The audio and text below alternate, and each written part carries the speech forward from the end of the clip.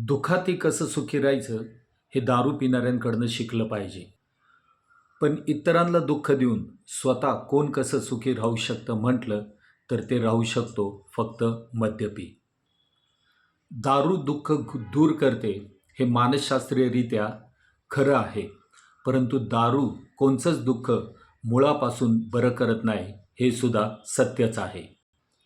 तरी दुःख दूर करणारं औषध म्हणून दारू आज प्रचलित आहे.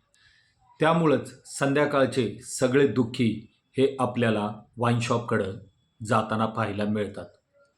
आणि हे दुःख दूर करणारं औषधच पुढं एक रोग होऊन बसतो.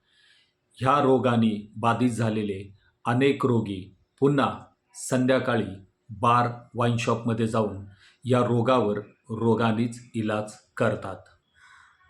थोडक्यात आजार परवडला, पण ह्याच्यावरचा उपचार नाही.